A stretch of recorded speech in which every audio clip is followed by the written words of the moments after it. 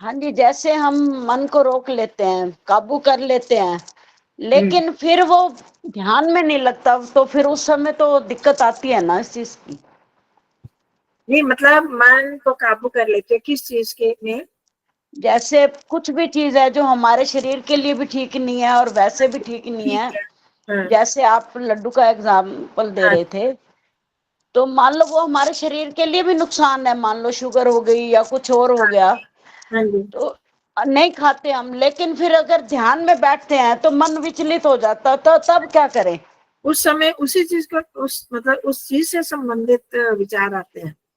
हाँ, जैसे किसी चीज के भी है, दुख है, सुख है, कुछ भी है, हाँ किसी के नहीं। प्रति लगाव है, जैसे उसने ये कह दिया।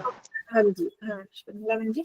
हाँ, ध्यान में जो मन विचलित होता है एक तो सामान्य विचारों से होता है, उसके लिए तो अलग से उपाय है।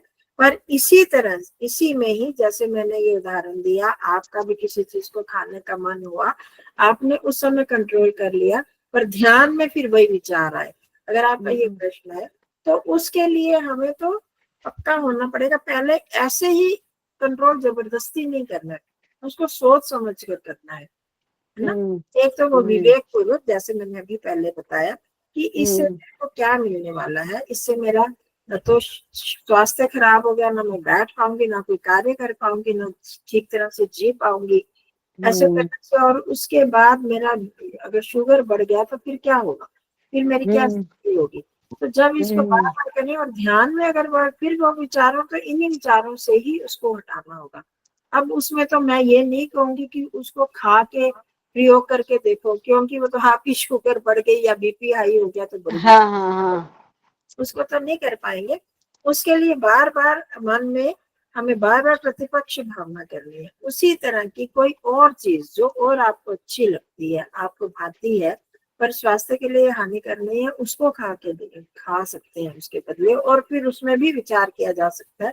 ये नहीं तो हम्म। ये खाया तो इससे भी क्या लाभ हुआ, कितनी देर स्वाद रहा, स्वास्थ्य तो नहीं, तो मन तो इससे भी खराब होगा।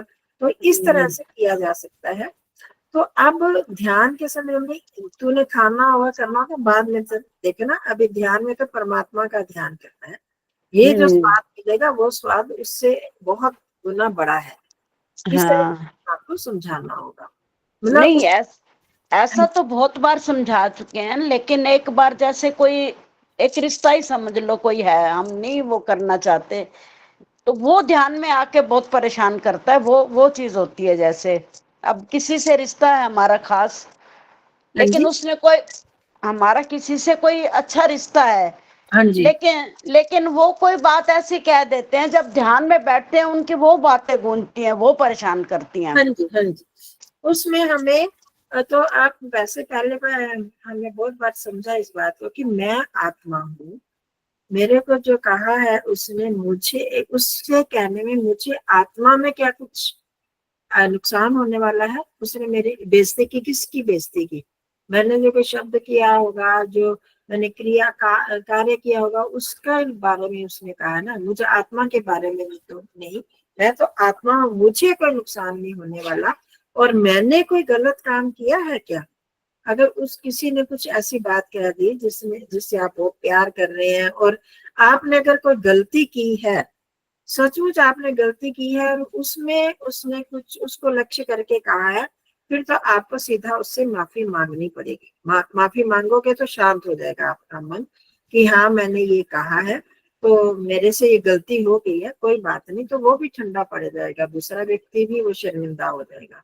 और अगर आपने गलती नहीं की और फिर वो ऐसे कर रहा है, तो उसके साथ आपने क्या करना है कि सीधी उनसे जाकर के, अनंत स्वामी जी की ये बात भी आती है, इन्हीं की थी या प्रभु आशीष जी की थी, कि किसी व्यक्ति के बार बार उसके मन से आ रहा है उनका द्वेष है उनके, और जाके उन्होंने माफी मांगी, गंगोत्री से आके उस व्यक्ति से माफी मांगी, या किसी और व्यक्ति की बात है, तब उनका मन एकदम शांत हो गया। और फिर उस व्यक्ति के साथ जिसके साथ हमारी बात होती है, लड़ाई झगड़ा हुआ या उसने कुछ ऐसी बात की, तो उसके साथ स्पष्टीकरण कर दो, देखो आपने मेरे को ये कहा, पर मैंने तो ऐसा, मेरा ये भाव था ही नहीं, मैंने इस भाव से ये बात की थी, तो इसमें मेरी गलती नहीं है, मैं तो तुम्हें इतना प्यार करती हूँ, मैं तो तुमसे ऐसा व्यवहार कर ही नहीं सकती। तो उसके साथ स्पष्ट कर दो तो दूसरे व्यक्ति को समझ आ जाएगा। फिर तीसरा स्टेप ये कि अगर दूसरा नहीं समझता, नहीं जी तुमने तो यही किया, मेरे साथ गलत किया, फिर ईश्वर प्रणिधान, ईश्वर पर छोड़ दो। ईश्वर आप जानते हो ना, ये व्यक्ति तो मैं क्यों दुखी होती हूँ, इसलिए जो शब्द कहे ना, शब्द मेरे मुझे आत्मा में तो नहीं जाएंगे, मैं अप्रति संक्रमा हूँ, मुझे आत्मा में कुछ प्रवेश करता है क्या? ये हमने किया था ना पहले। हाँ जी, ये तो खैर आता है ध्यान उस समय, कई बार बात फिर टल भी जाती है, ये तो बहुत बार बार कर बार जब चुके भी हैं। ये बात आए तो मैं तो सबसे अच्छा ये समझती हूँ कि उस व्यक्ति के साथ बैठ के स्पष्टीकरण कर लो, सीधी सी हम्म। बात कर लो। सामने नहीं है तो वैसे फोन पे कर लो। और सबसे बड़ी बात यह है कि अगर हमसे कोई गलती हुई है तो माफी मांग लो, तो फिर तो एकदम ही झगड़ा ही खत्म हो जाता है। फिर आप देखोगे, स्पष्ट कर दो उससे बात कि मैंने इस दृष्टि से किया था, तुम बुरा मत मानो, इसमें तुमने जो ये समझा है वैसी बात नहीं थी। तो आधी तो आपके मन से तभी निकल जाएगी, नहीं तो दूसरा व्यक्ति दूसरा भी समझ जाता है, इसमें बहुत सारी अड़चने खत्म हो जाती है। मैंने तो बहुत बार ऐसे देखा कि कभी भी किसी से बात होती है, हम स्पष्ट कर दें कि ये भाव था और बहुत माफी मांग लें, स्पष्ट कर दें।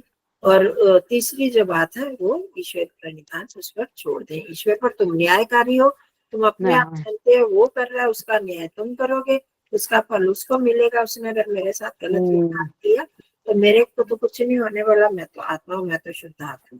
ठीक है जी? हाँ जी, हाँ जी, ठीक है। चलो, धन्यवाद जी। वो